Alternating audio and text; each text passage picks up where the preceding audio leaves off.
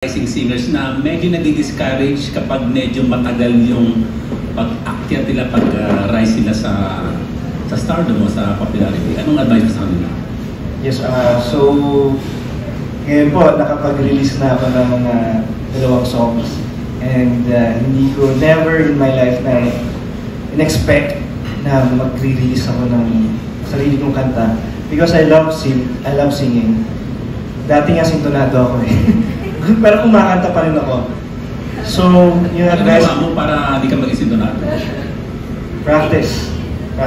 And lucky enough, I found a good voice coach na talagang magmamatch. Makakaharap ka talaga. Actually, sabi niya sa akin, off track tayo sa question, pero tayo saglit. Sabi niya sa akin na lahat naman tayo marunong kumanta, parang tinutulungan lang nila or yung tinulungan niya lang akong ilabas yun. Yung pagkanta ko. So, pray enough. Oo nga naman. So, advice mo sa... So, ito ang ma-advise ko sa mga yung nagsisimula pa lamang na musicians, singer. Yun nga, ako, hindi ko na-expect yun. Sintonado ako at first. So, but I love singing. So, kung gustong-gusto mo talaga yun, kung gustong-gusto mo talaga ito, kung ginagawa mo, you will get there or you will get to where you want to be sa industry na yan. Kaya keep pushing and just love what you do. Put more passion behind it. So yeah, good luck. Congratulations. Thank you po. Thank you, Sir Robert. Thank you for the questions, Sir Robert. But before we proceed with the next set of questions, of course, we'd also like to acknowledge the presence of Mr. Zonzo Akio, AVP for Corporate Communications of GMA Network. Thank you, sir, for gracing us with your presence. Thank you, sir. Thank you for being here. And now, our second set of questions will be coming from Ms. Angelica Villanueva of Manila Standard. Hello, congratulations, guys, sa inyong single nyo. My questions will be for Miss Liana. For Liana, ayan. Hello. Ang bata-bata mo pa. Pero, anyway, ang tanong ko sa'yo is, can you share with us yung story behind your new single at paano ka nakaka-relate doon bilang kaka-18 mo lang, di ba? Yes po. Ito po kantang ito is medyo parang continuation po siya ng Baby Girl ko po, my very first single, Ma-Ambition po. Kumbaga, ang meaning po nitong song na to, parang yung guy, he's making advances to me, pero I'm ignoring it po kasi more on focus pa po ko sa career ko po and studies. Yun po yung meaning po ng song. Medyo nakaka-relate po kasi ganun po talaga yung talagang buhay ko po, ganun po yung focus ko po ngayon. Na-mention mo na parang naka-focus ka sa studies mo, no? So, yes, paano mo binabalance yung pagiging artist and at the same time na a-achieve mo yung gusto mo mangyari sa studies mo? Ito po, gusto ko lang po pasalamatan po yung aking mga teachers, classmates, kasi sila po talagang natulong po sa akin when it comes sa mga activities po na hindi ko po magawa. At the moment, they're giving me modules and somehow, ayun, nalalaban ko naman po. Kaya mo yan. Thank you po. Di ba na-mention mo yung Baby Girl mo na single? Kaka-release mo lang nun.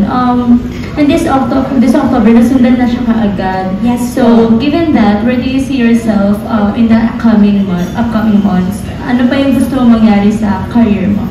Hopefully po, soon maging one of the established singers po ko ng GMA. Hopefully po, someone to be proud of po.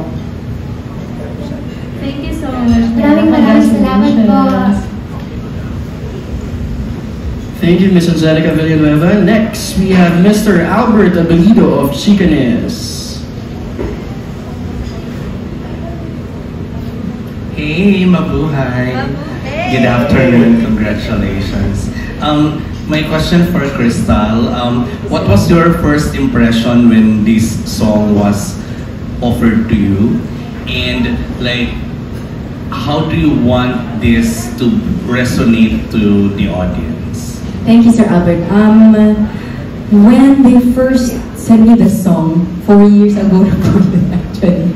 So, I was a very different person back then, and it meant something very different to me. But most of the time, or if 100% of the time, pag naglalatag pong playlist, I don't ask them to change lyrics or anything. It's more of me asking them how I can, ano yun, kung paano ko pa mabibigyan ng flavor or ng tweaks yung nalatag na nila for me. Because there's not much to change most of the time. So yeah. Ano nga ba yung tanong ulit? How do you want this song to resonate with other people? When people hear the song, I just wanted to feel like, especially for those who can't articulate really how they feel, lalo na may mga introvert like for me, but I can express through messages and verbally. But this time, if I send it to someone, parang gusto ko na, when they listen to it, self-explanatory na I will not give up just because we're going through a rough patch, and I hope this song, you know, I hope you feel the same way when I make you hear this song. Yeah. Kaya ko pa ba? Grabe yung kaba ko, Sir Albert. But thank you. Okay. So, like with your song, like how would you describe your journey so far in show business? Has it been rough for you, or carry naman, kinakaya pa? It's been rough. Kasabay ko po si Kim nung nagsimula po kami sa showbiz. Kaya, guys, it's been 5 years. We're 5 years this month, actually, September. Ang tanda na natin. Hindi naman. But yeah, he was one of the batchmates na, as in, literal, ka-batch ko talaga sa age. So, isa sa mga bestie ko yan sa batch namin. Huwag mo naman akong binubulgan dito, bro. But yeah, nawawala ako sa question na nati-distract ako. But yeah, the journey has been rough so far. Pero ang masasabi ko po, itong 5 taon po na napagdaanan ko po with Voltes 5, and now with asawa ng asawa ko na, ang balita ko 3 months lang kami, pero 1.5 years na po kami nagtitaping. I thought I would never reach the 5 years. Like at some point, I thought that I wouldn't be given projects. But we're here, and with a second song coming out, so I'm thankful that they're giving us newbies a chance to sing. And just like Kim, I love singing. I started in theater. My mom is also an actress in the theater, so pangarap niya rin natin mag-TV, so it's nice. I'm proud na, my God, I got my foot in the door, and I worked so hard for this. And some people would kill to be in this position. There are days when I don't realize I'm complaining, and then I realize, oh my God, instead of, bakit ko kailangan to gawin? I have to change the mindset when I wake up. I get to do this. So, yun po, pag napapareflect ako sa journey, I get to do this, and I should be thankful. And I'm happy to say I'm staying a bit longer in GMA, so thank you, Lord, and thank you for being here. Congrats, guys! Thank you, Sir Albert. Congrats! Thank you!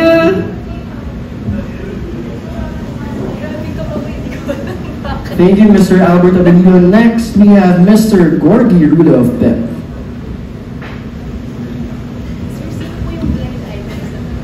Magtatago na muna ako dito. Good afternoon and congratulations. Nasimula na kanina yung sagot ni Crystal sa tanong ni Albert tungkol sa journey na pinagdaanan. So ituloy ko na muna din kay Liana at saka kay Kim. Kay Liana, after the clash, syempre hindi rin ganoon kadali, di ba? Ang dami rin talagang mga medyo nasa rough road talagang pinagdadaan natin bago tumaabot. And this is your second single, tama? Yes, po. And so, paano mo to pinagdaanan at paano mo siya nalagpasan? And then, ano rin ang pwede mong ma-share sa mga baguhan din na dumadaan din sa ganong klaseng experience? Ito pong umaambisyon, nung ginagawa po namin ito, medyo mabilisan po kasi alis pa po kung pupuntang America for a concert. So, medyo may mga struggles din pong nangyayari, pero yun nakatawid din naman po. So, really love this song po, especially yung beat po ng kanta. And Ang title, Umaambisyon. Yes po, Umaambisyon po. Oh, okay. And Tapos? Umaambisyon din po ako. Hindi lang nawawala, no? Hindi nawawala. Yes po. Tuloy-tuloy lang sa pag-ambisyon. So, ano yung pwede mo ma-share sa mga kaidaran mo na dumadaan din sa ganong experience na nag-strive din na mapansin sila dito sa mundong ito? Ayan po, i-relate ko na lang po sa title ng song ko. Go lang po, umambisyon po kayo. Kung ano pong gusto nyo pong makamit, go lang po, go for it. Kasi you'll never know and time will tell po. Oo. Okay, next. Si Kim naman. Kasi title holder ka, di ba? Yes. Ikaw yung... Tapos ang taas na expectations sa iyo, syempre, di ba? Nakuha mo yung ultimate survivor. Hindi rin ganun kadali, of course, di ba? Start ka pa support, tapos hindi pa talaga nabigyan ng magandang, yung masasabing sa'yo talaga the project. Kumusta yun? Paano mo siya na-handle? Nung una po, yung first 2 years yung pinaka-mahirap. Kasi, well, siguro pinaka-pressured ako. Yung first 2 years yung pinaka-pressured kasi parang, yun nga, maganda yung, title ng Starstruck Season 7 and I have to keep on that level na parang kailangan magaling agad, parang kailangan mabilis matuto kasi title ka, dapat meron kang pinapakita. Pero along the way, kasi nag-start po yung pandemic din so parang hindi ko rin masyado, parang hindi din namin masyado ramdam yung aftermath nung competition. Kasi nga, sadly, parang meron tayong 1 year or 2 years na natigil talaga. Ako po, yun ang isa sa tingin ko na naging challenge for me. Pero ngayon naman po, parang I learned to let go of that pressure na. Kasi 5 years na rin po and thankful enough hindi naman nawawalan ng trabaho, although yun nga po sabi niya na wala pa yung parang sa akin talaga mismo, and I'm still waiting for that, I'm still hoping for that. And actually medyo minsan nag-overthink pa rin ako about that. Parang kailan kaya, parang gano'n siya sabi sa'yo, kailan kaya yung time ko na sa akin. Pero for all that, hindi ko naman po masyadong dinalamdam and at the end of the day, I have work. I have myself to para mag-improve pa, and I am doing several things kahit outside work na to improve myself. And yeah, I'm still hopeful po na mabigyan ng magandang way. Yes. Lahat naman ganun, dumadaan sa ganun. Oo. This is your second single, no? Yes. Ano yung first mo? First single is called Safe With Me. Safe With Me. Yeah, po, medyo iba siya from this one kasi talent siya and mabagal. But I really love the message of that song. Second, Window. Yes, the Window. Sige, good luck. Thank you, ha. Kay Crystal naman, bagay talaga sa boses mo yung kanta. Anong title nun? Ato. You, Me, and Us. Sorry. Hello. You, Me, and Us. You, Me, and Us. Yes. Okay.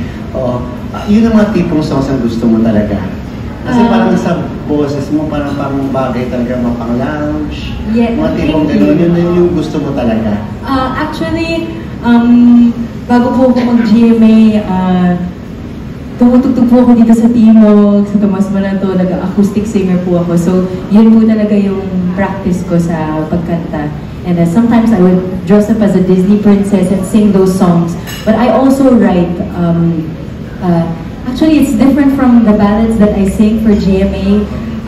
Siguro dala na rin po ng influence ng pamilya ko, mga musician sa barko. So I think sanay lang po sa ballads, and siguro dahil mababa ang boses ko, yun yung mga mas komportable akong kantahin. But yeah, I love different kinds of music, and I think they can relate to. Kung pwede ko lang kantahin lahat, kahit heavy metal, gagawin ko rin eh. But yeah. And maganda kasi yung style mo, no? Hindi ka, yung hindi, huwag ka lang magmadali, yung hindi lang, tuloy-tuloy lang. Yes. Hindi ka nawawalan, di ba? Thank you. Oo. Sa inyong tatlo, sino sana sa gusto nyo maka-collab na of course, kilalang artist. Sa'yo na muna start sa Crystal. Ang kapal po ng mukha ko, pero of course, Miss Julie at San Jose. We Second that. Right? Second that. GMA actually gave me the chance to sing in one of the segments of All Out Sundays. And I don't know, that was just a dream come true. That was like 2 years ago. Pero hanggang ngayon, sabi ko, kahit mamatay ako today, okay lang. Idol ko po kasi talaga siya. And she's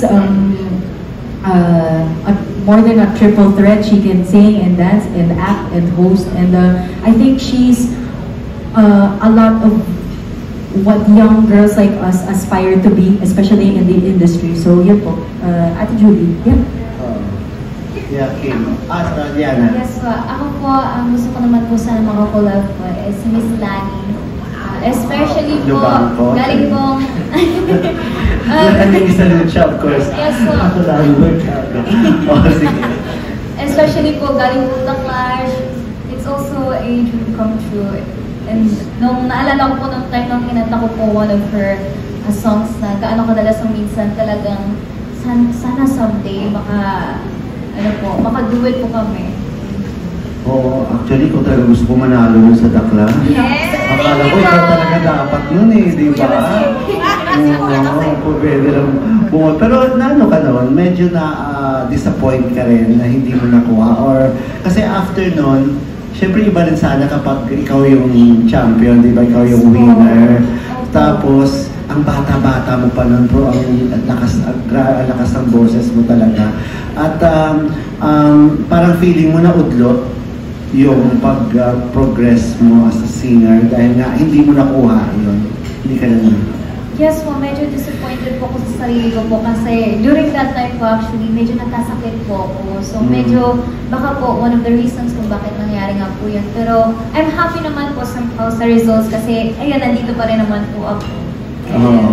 So, ayan, Sparkle Artist po, very thankful po kayo. Pero may bago na namang The Clash, parang di ba? Yes po. So hindi ba parang, ito naman may bago na namang lalabas. Paano naman kami? I'm excited for the new batch po, especially mukhang mga fresh faces po, new voices, so good luck na lang po sa kanila. Good luck talaga? Yes po. Sa'yo, good luck pa rin. Sige, thank you. Good luck, Rihanna. Sa'yo, Kim, sino gusto mo makakolab sana? Actually, marami akong gusto makakulab. Pero, lagi ko sinasabi pag natanong sa akin, si Kuya Garrett Baldwin. Yes, kasi we're really close po, and minsan nga may mga pinapakinig siya sa akin unreleased song, and ang uso niya kasi magsulat and mag-produce.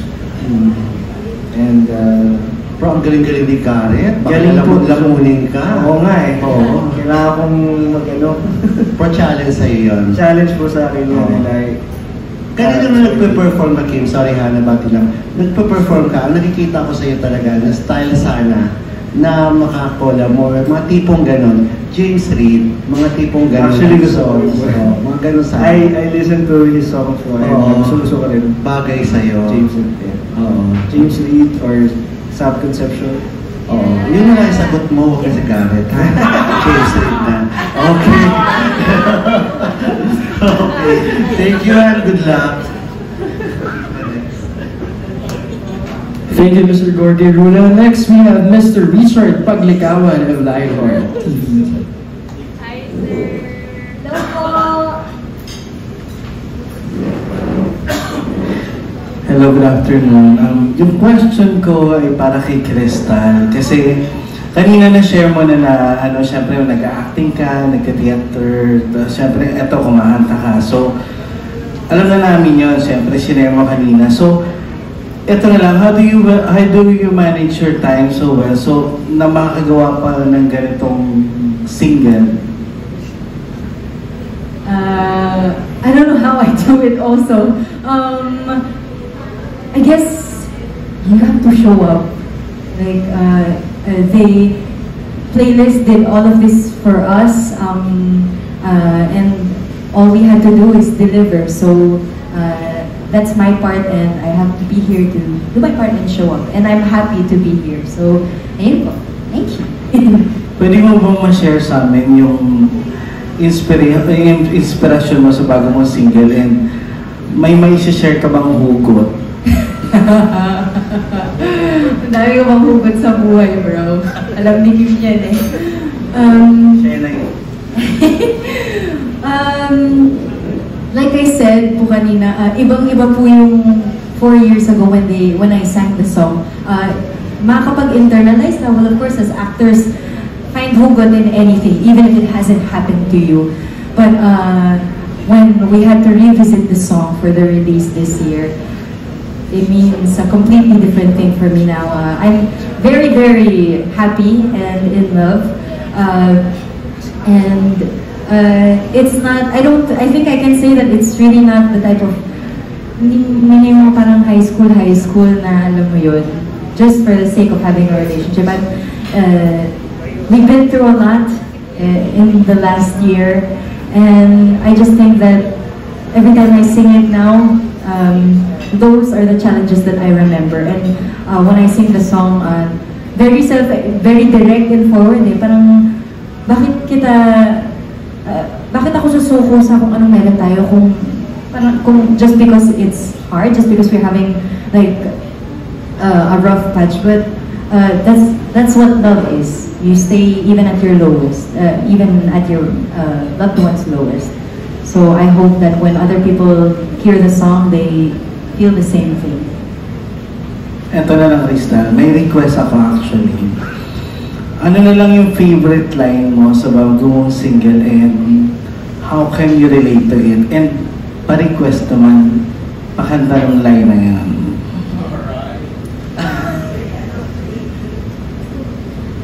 To be by your side when the going gets tough, it's all that I need to fight and remember why, for whom and for what, and isn't it worth the magic that's love, to keep trying for you, me and us. Charot. But honestly, I don't know, if you sing that to someone, it's basically saying it to their face. Hindi kita susukuhan kahit anong mangyari. Kahit maghirap tayo dito, kahit wala na yung makain. Charot. Hindi ko naman nahayaan na mangyari yun. But yeah, like, it's a deep kind of love na hindi na yung parang may mga mag-joke kasi na onting ano lang, mag-break na tayo. Parang ayoko na, ganon. Walang ganon, di ba? Huwag ka mag-give up, di ba? And I think, I hope, I wish that kind of love for everyone. A love that endures and a love that stays. Yung mga nag-react dyan! Ayun po, thank you.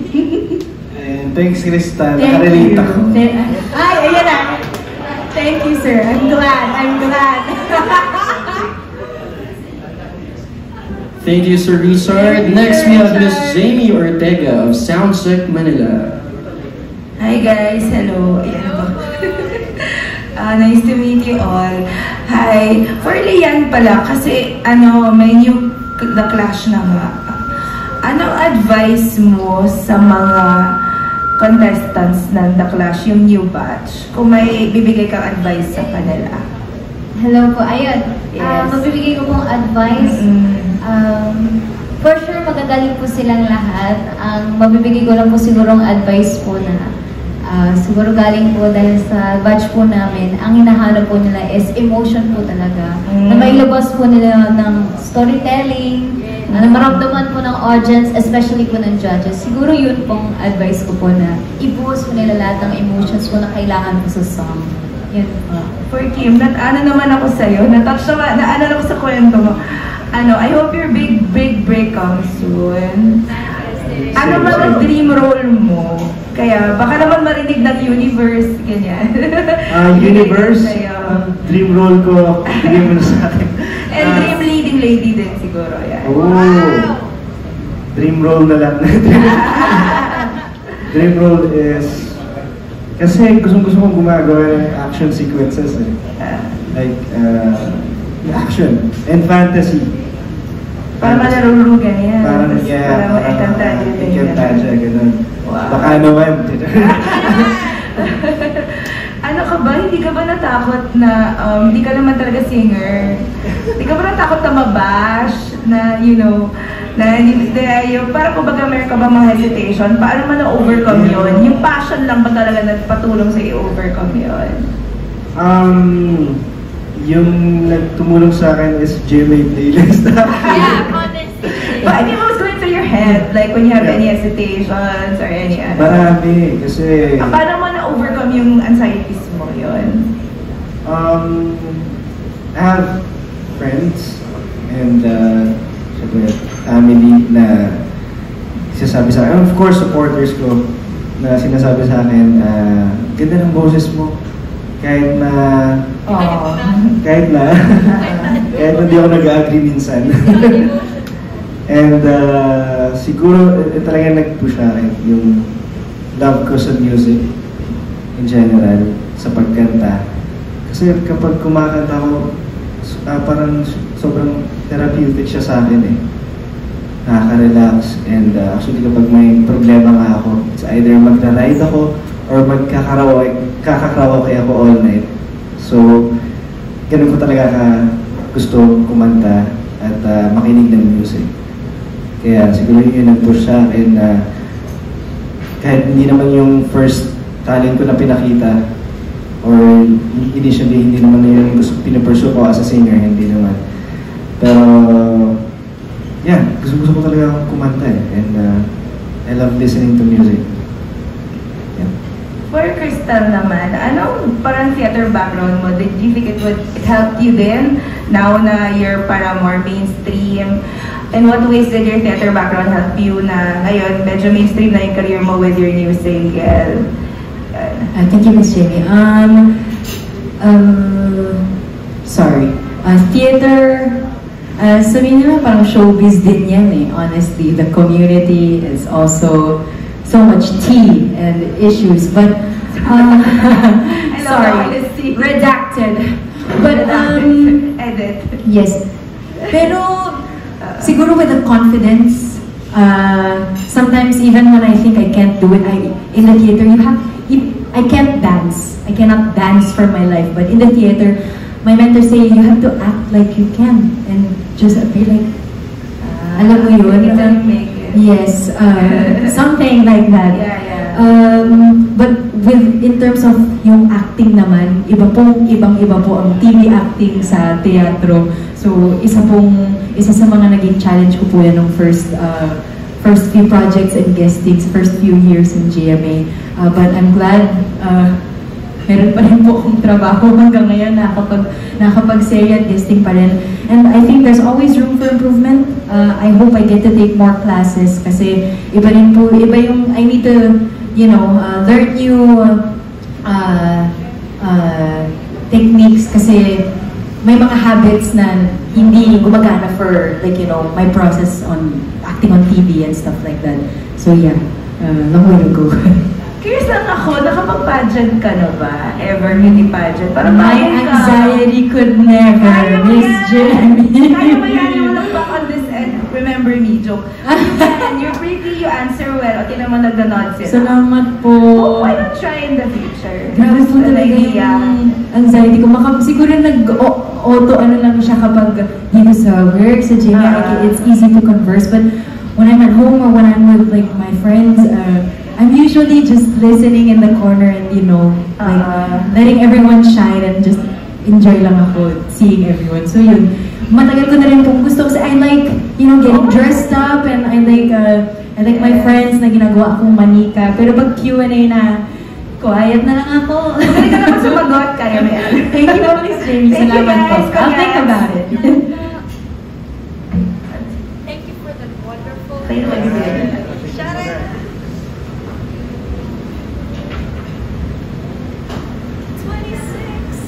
Thank you, Ms. Jamie. Next, we have Mr. Ambet Nabus of Marites University. Yes, oh my best. Marites ako. Tatanong na yung question kayo ni Crystal. Anyway, sa inyo tatlo, sino yung mga musical influences ninyo? Hello? Oh my gosh, napakarami po. Especially growing up, yung dad ko po, lagi pong pinapatugtog ko sa radyo, mga Whitney Houston songs, minsan mga Mamas and the Papas, The Letterman, then halo-halo po actually, napakarami po. The Carpenters din po, one of the inspirations ko po. Bongga yun, ha? Yes So, po. yung luma na kakanta mo pa rin. Yes po, opo. Those were my favorites. Halos lahat po ng kanta po ng Carpenters kabisado ko po. What about you, Kim? Mother ko po. Singer din, kumakanta rin. Yes. Nung bata siya, kontesera. Yes. Oh! Yeah. And actually, nung mga later part na, nung hindi ko sa pagkanta, sa kuya ko naman nakuha ko. Kasi contest din ng kuya mo. Hindi naman ko. Pero ikaw, hindi mo naisipang mag-contest as a singer? Hindi po. Feeling ko hindi ko kaya and parang pa-cute lang ako pag kumakanta. Kasi po yung kuya ko, may banda po siya dati. So sa bahay, doon sila tumutugtog minsan. And minsan tumataya ako dun sa harap ng mikropono. And feeling ko part din ako ng band. So kung ano yung mga kantahan ng kuya mo, yun yung... Yes, mga Michael Learns-to-Rock, parang My Chemical Romance, medyo iba sa genre na tinataha ko ngayon. Pero kasi yung genre po actually yung family namin, yung papinsan, meron kaming karaoke sa inuwian naming bukid sa lolo. Yeah. So, kapag nag-gather kami tayo, family gathering, laging naka-on yung karaoke. So, choir ito. Yeah. Miss Crystal. Gaya din po nila, galing po kami sa mga pamilya ng mga singers, musicians. My lolo and my mom and her brothers, they're all musicians in the cruise ships. And my mom has a background in theater. So, may mga rock, mga Guns N' Roses, ganyan. Ano pa ba? But my mom, she's a theater actress, so I love Disney also, I love Broadway, everything, all the genres. I love listening to different kinds of music. So, yeah. Yeah, same. Tayong tatlo pa rin. Since pare-pareho halos ang background nyo sa influences sa music, naniniwala ba kayo doon sa kasabihan sa industry na ano ba yun? One time, one hit, one wonder. Yung ayoko naman sabihin chamba, no? Yung nag-hit talaga yung isang song, tapos biglang nawala na. I mean, I think there are one-hit wonders. There really are a lot. But I think the good thing about that, one of the good things about it, their songs live forever. So I guess that's fine. It depends on them kung paano nila tatanggapin yun na, ay, naka-one hit lang ako. Pero para sa akin, kung may one hit ako, edi, okay, naka-hit ako, period. Okay sa'yo yung gano'n, okay lang. But on my end, never ko naman expect na gano'n magka-hit. It's just that I really want to just release music. And, you know, maybe when I'm older, make my grandchildren hear it, oh, that's how I sang before, ganyan. So sana magustuhan din nila, maybe ma-influence din sila. So yeah, just for the memories, I'm glad I get to release songs like this. Kayo, Kim? Dagdag ko lang kay Crystal, kasi yun nga, pag kasi, ewan ko lang sa inyo, pero kasi pag yung mindset ko, pag nag-release ako ng song, nagre-release parang dami. Nakatalawa ka na ka, no? Yes. Oo, marami na yan. 50% yun ay siyempre, for the audiences, and 50% siguro sa akin. Yeah, just for me. it's out there. Kasi parang nasarap lang sa feeling na I have a song and it's a beautiful song and masarap pakinggan and masarap kantayan. Okay. May dagdag ko lang din po, ako rin po, gusto ko lang naman po i-share po yung talent ko, yung aking music po to the audience. So, kung bigla man lang po nag-hit, like one hit wonder, it's still a milestone po na nag-hit po yung kanta. So, okay, positive pala ang pagtanggap niyo sa gano'n. Kasi, ngayong mga panahon na to, alam natin, halos taon-taon ang daming sumusulpot na bago. Okay, my last question. Does anybody of you write songs or nagko-compose? Kung gagawa kayo ng mga sarili niyong kanta para sa inyo right now at the state na ngayon, ano ang gusto niyong title sa song na ito? Anong klaseng, you know, repertoire or something? Sa state ko ngayon, baka malungkot yung kanta.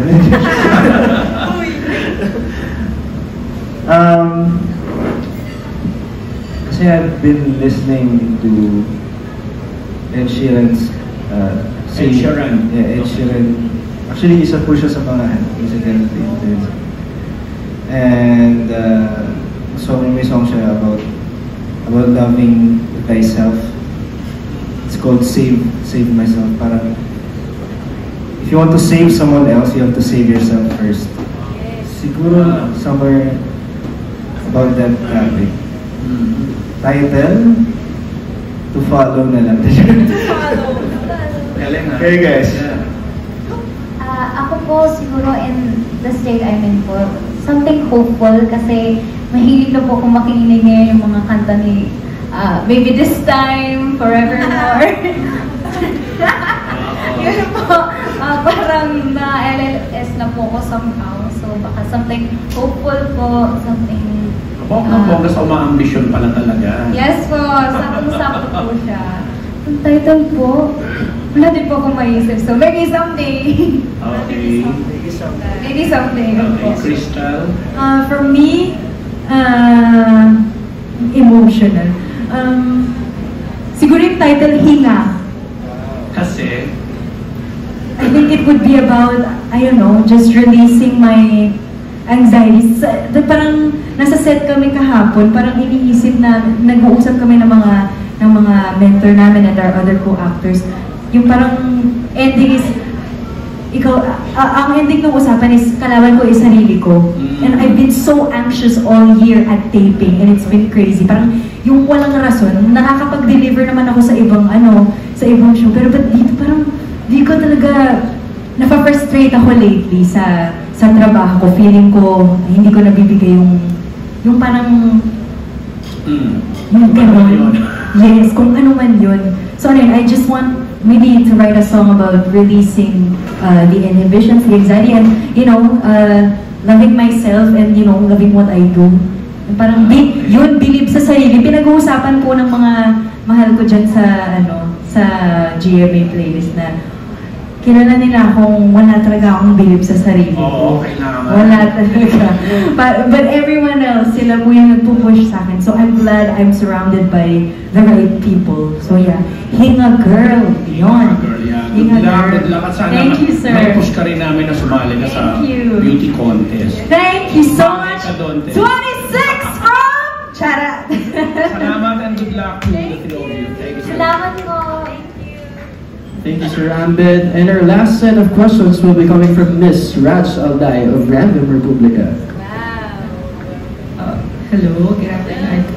First of all, syempre congratulations. And siguro as of now, paano nyo masasabi kung gaano ka-importante yung music sa karera nyo ngayon? Siguro for everyone.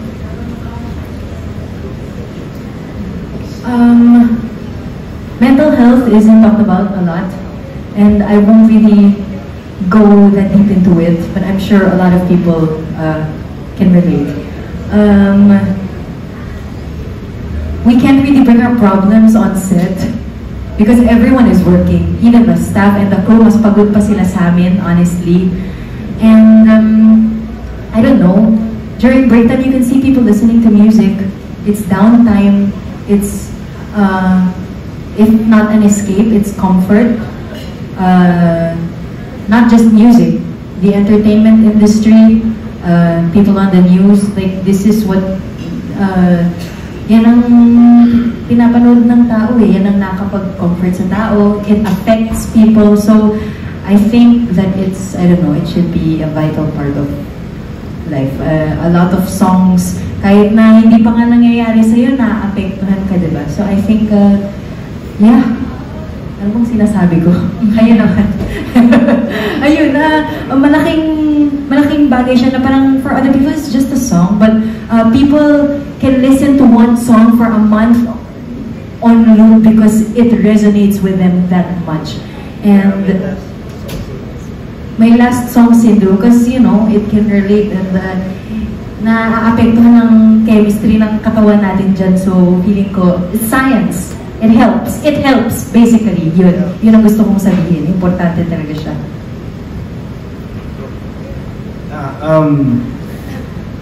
Bukod sa mga sinabi ni Crystal, ang galing mo sumagot, no?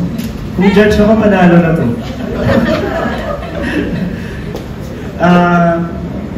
Nagagamit ko siya sa taping minsan.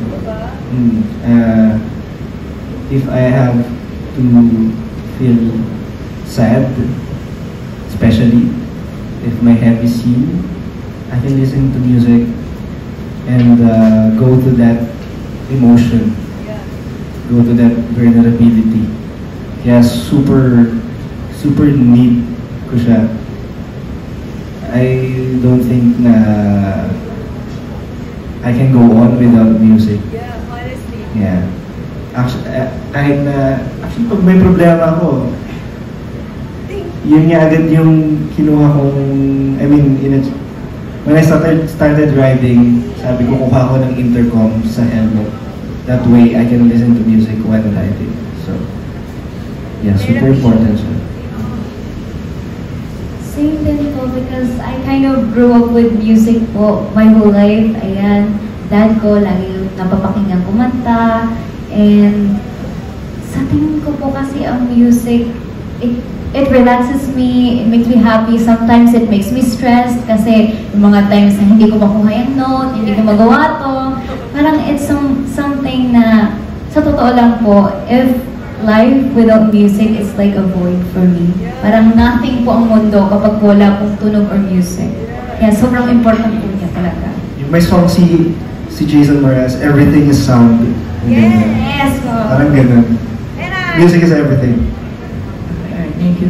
Kay Crystal naman, do you have plans ba na bumalik sa theater or